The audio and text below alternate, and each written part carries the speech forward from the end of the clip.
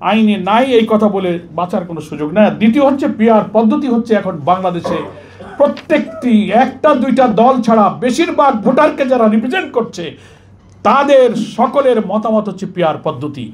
ছোট বড় সব দল কিছু না কিছু আসন পাবে, তো প্রত্যেক আসনে নির্বাচিতদের প্রতিনিধিত্বের মধ্য দিয়ে তখন একটা অংশীদারিত্বের ভিত্তিতে বাংলাদেশের জনগণের একটা সরকার তখন প্রতিষ্ঠিত হবে। পার্লামেন্ট তারা আলোচনা করবে। হ্যাঁ, যে কোনো পদ্ধতির কিছু ব্যারিজ থাকতে পারে, ডিমান্ডস তো থাকতে পারে, সেটা আলোচনা করে ঠিক করা যাবে। প্রয়োজনে সংবিধানকে সংশোধন করা যাবে। আমরা যেমন আর্টিকেল 70 কারেকশন করে ফ্লোর ক্রসিংয়ে এমপিদের কথা বলার সুযোগ দিয়েছি। কেউ বলেন যে না, পিআর পদ্ধতি হলে স্বতন্ত্র নির্বাচনের জন্য একটু প্রবলেম হবে, সরকার ঝুলন্ত গভর্নমেন্ট হয়ে যাবে, অস্থিতিশীল হবে না। তো এগুলোকে সেফগার্ড দেওয়ার জন্য প্রয়োজনে আমরা সংবিধান সংশোধন করব, কিন্তু আগে তো একমত হতে হবে তোরে ভাই। সেজন্য আমি কথা না বাড়িয়ে বলতে চাই যে জুলাই চার্টারের আইনের ভিত্তি দেওয়ার সুযোগ আছে।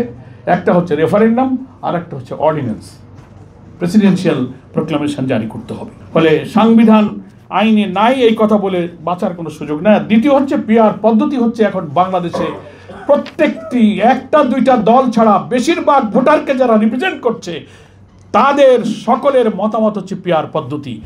আজকের এই গোল টেবিল থেকে আমি দাবি করব, এটা নিয়ে কনফিউশন দূর করার জন্য ইলেকশন কমিশনকে বলবো, চিফ অ্যাডভাইজারকে বলবো, প্রয়োজনে জুলাই সনদে ঐক্যমতের ইস্যুগুলো পিআর পদ্ধতি যুক্ত করে আপনি এটাকে গণভোটে দিয়ে দেন। জনগণ যা ভোট দেবে আমরা তাই মেনে নেব। এটাই হবে জাতির মধ্যে কোনো বিশৃঙ্খলা। এবং এটা দিচ্ছেন না বলে আপনি পিআর পদ্ধতির সনদ ফাইনাল হলো না, সব দল এখনো স্বাক্ষর করলো না, চট করে আপনি ইলেকশনের দিন ঘোষণা করে দিলেন। এতে একটা সংশয় তৈরি হয় না? জনগণ এখন, মানুষ তো পত্র পত্রিকা, অনলাইন, সোশ্যাল মিডিয়ায় কি হতে যাচ্ছে, ভোট হবে না, কারা ক্ষমতায় আসবে, অমুকের সাথে অমুক দেখা করতে চায়, না জানে কি হয়ে যাচ্ছে। এই সংশয় দূর করার জন্য খুব দ্রুত সিদ্ধান্ত নেওয়া উচিত সরকারকে। এবং জাতীয় ঐক্যমত্য কমিশনকে আমরা অনুরোধ জানাবো এই গোলটেবিল থেকে, দ্রুত সকল দলকে আপনি ডাকুন, প্রয়োজনে চিফ অ্যাডভাইজারের নেতৃত্বে সর্বদলীয় জাতীয় রাজনৈতিক সংলাপ আহ্বান করেন। সেটা লাইভ টেলিকাস্ট হোক, সারা দুনিয়া দেখুক কারা কি কথা বলছে, কোন দিকে জনমত আছে। এবং বহু দেশে আছে, ন্যাশনাল পলিটিক্যাল কোনো ক্রাইসিস তৈরি হলে সরকার বিরোধী দল সকলে গোল টেবিলে আলোচনা করে এটা একমত হয়। আপনারা তো ইন্ডিভিজুয়াল কালেকটিভলি সব মতামত নিয়েছেন, এক্সচেঞ্জ অফ ভিউজ করেছেন। এখন প্রয়োজনে এইটাকে ঐক্যমতে আনার জন্য ডাকেন, ডেকে আপনি গণভোটে যান। জনগণ যা বলবে আমরা তা মেনে নেব।